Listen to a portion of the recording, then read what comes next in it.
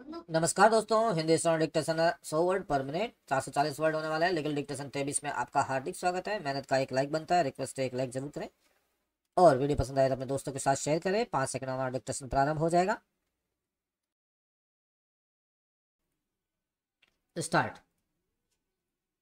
विचारण। न्यायालय में पुनरीक्षणकर्ता आरोपी की ओर से आवेदन पत्र अंतर्गत धारा 243 दंड प्रक्रिया संहिता प्रस्तुत कर लोक सूचना अधिकारी सहायक पुलिस महानिरीक्षक को प्रदर्श D10 व 11 से संबंधित असल रिकॉर्ड के साथ तलब किए जाने की प्रार्थना की गई है। विराम। विचारण।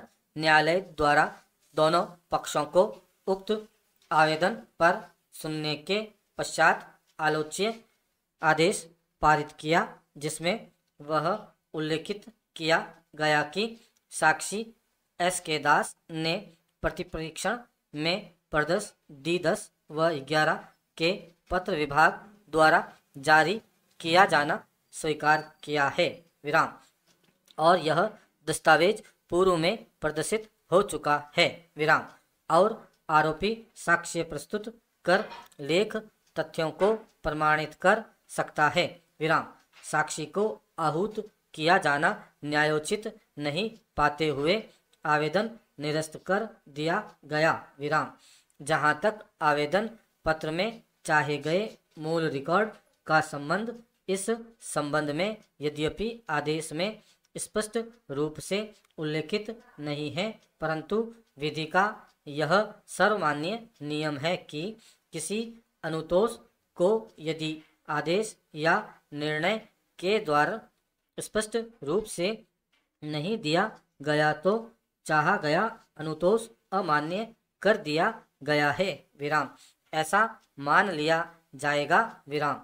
प्रदर्श D10 व 11 के दस्तावेजों के अवलोकन से यह पाया जाता है कि दोनों दस्तावेज अभियोजन की साक्ष्य को प्रतिपरीक्षण के दौरान बचाव पक्ष की ओर से प्रदर्शित कर दिए गए हैं और उसके संदर्भ में प्रतिपरीक्षण में प्रश्न भी किए गए हैं। विराम। भारतीय साक्ष्य अधिनियम की धारा 64 के अनुसार दस्तावेजों के संबंध में प्राथमिक साक्ष्य के द्वारा साबित किया जाना चाहिए, परंतु द्वितीय साक्ष्य के रूप में कब दस्तावेज के अस्तित्व की दशा और अंतवस्तु की साक्ष्य दी जा सकती है। विराम। इसके बाद बारे में भारतीय साक्ष्य अधिनियम की धारा 65 में प्रावधान किया गया है, जिसमें यदि दस्तावेज लोक दस्तावेज है या किसी ऐसे दस्तावेज जिसकी प्रमाणित प्रति साक्ष्य अधिनियम या भारत की किसी अन्य विधि के अनुसार अनुज्ञात किया गया है, वहां मूल दस्तावेज को पेश करना आवश्यक नहीं है। विराम। इसके अतिरिक्त दस्तावेज पेश करने या साक्षी को आहूत करने के संबंध में किया गया आदेश अंतवर्ती आदेश होता है, जिसके विरुद्ध पुनरीक्षण धारा 397 दंड प्रक्रिया के अंतर्गत ग्राह्य नहीं है। इस प्रकार पुनरीक्षण अंतवर्ती आदेश के विरुद्ध किया गया है, जो विधि अनुसार पोषणीय नहीं है।